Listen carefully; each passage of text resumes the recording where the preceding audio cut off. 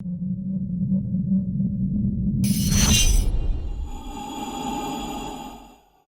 you enjoy creepy horror stories?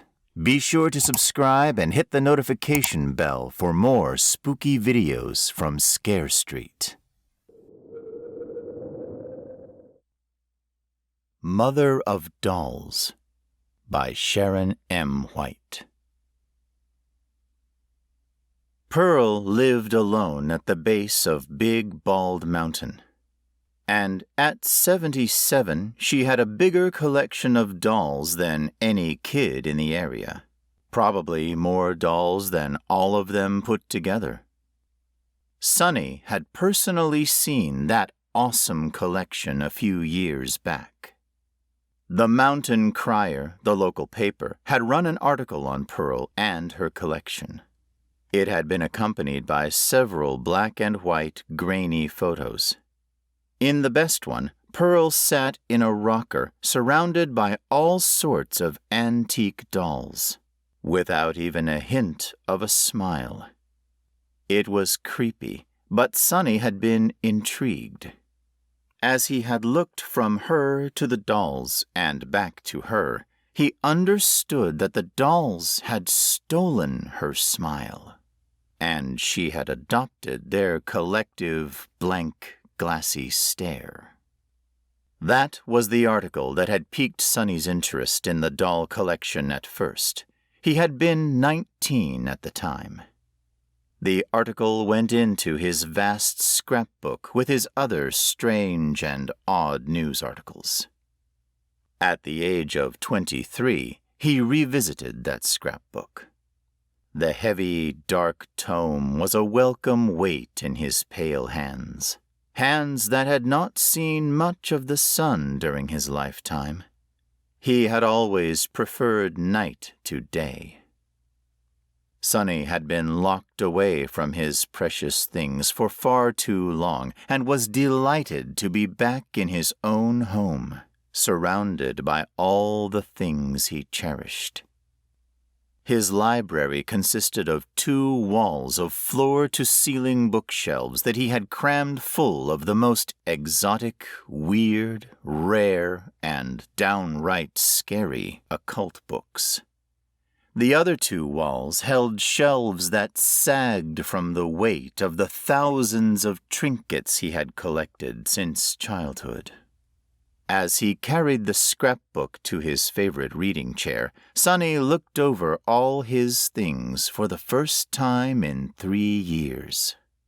He chuckled wickedly, the sound dark and full of ill delight at what he had uncovered and kept secret through the years. The way he had acquired one of the trinkets in the room was the sole reason for his 3-year incarceration. The police never found the stolen item, and he refused to reveal its hiding place. He had never told anyone, and never would. It was his. He had paid for it with 3 years of his freedom. Gently, he sat in the overstuffed chair and flipped the pages silently, one by one, until he found the article on Pearl. Tracing the grainy picture with a long, immaculately clean nail, he smiled.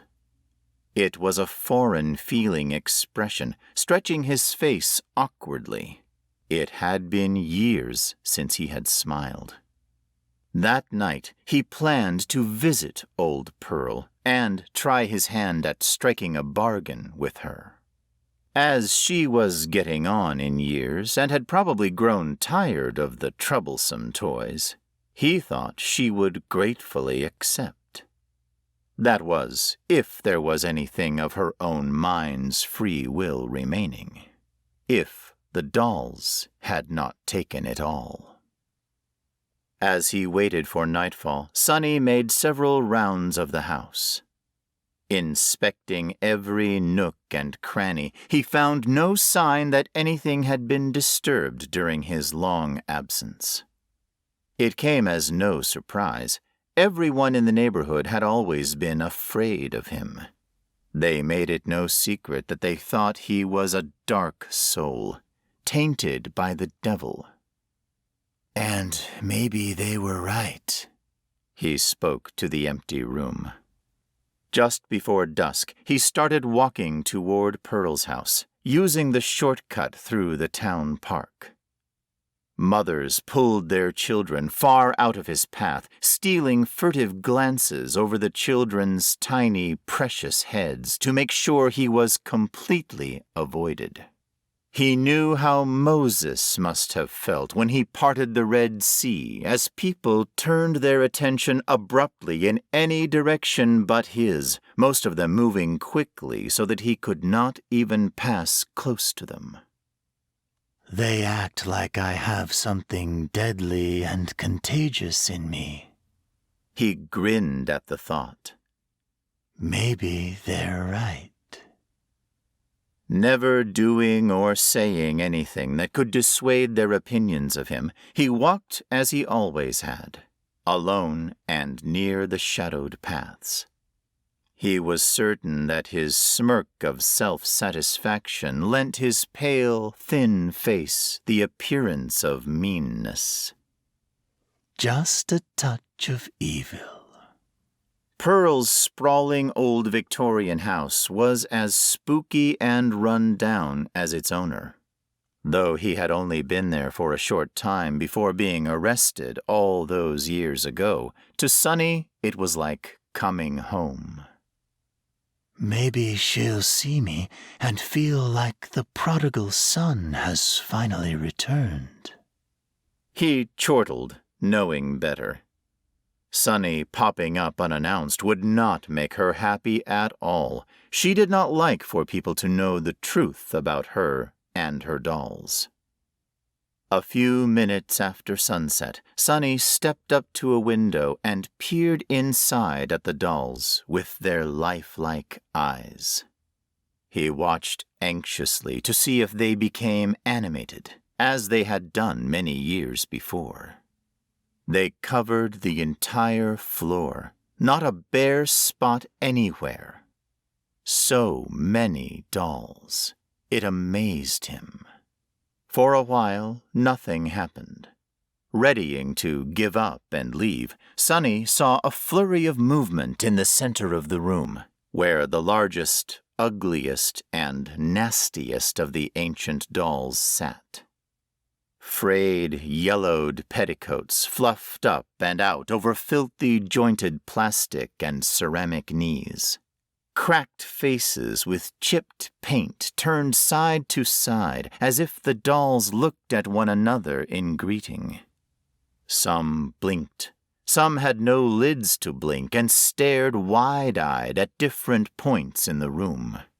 The movements rushed outward from the larger dolls in the center to the smaller dolls at the edges of the room, as if a pebble of life had been dropped in the center of a pond of dead things, sending out ripples of animation and life instead of water.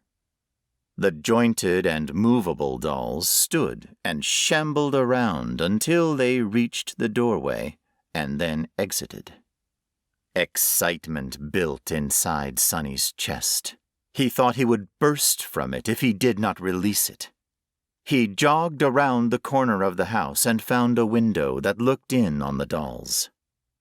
Pearl sat in her rocker, eyes rolled up until only the whites showed, mouth gaped open, and hands curled into fists at the ends of the armrests.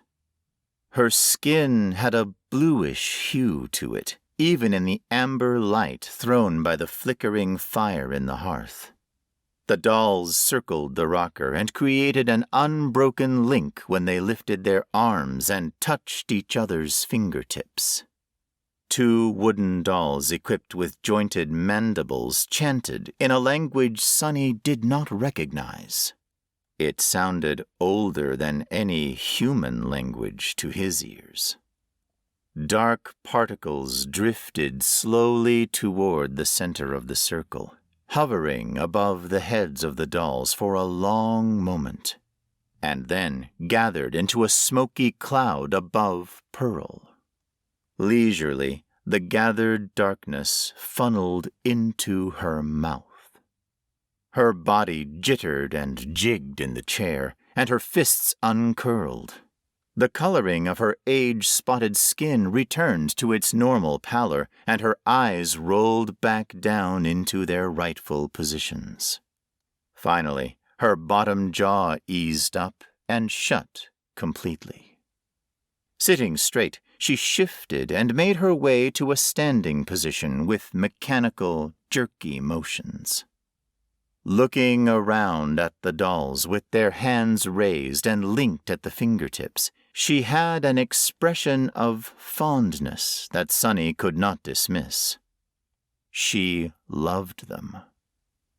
Simultaneous cries rose and raked at his eardrums. "Mother, Mother, you're back! We've missed you so!" Pearl replied, "Of course I've returned, my little ones. I've missed each and every one of you too. I will never abandon you. I'll have to find another host soon, because this old body is falling apart. She's been a good disguise for us all these many long years, though, and I hate to give her up." She looked directly at Sonny through the glass.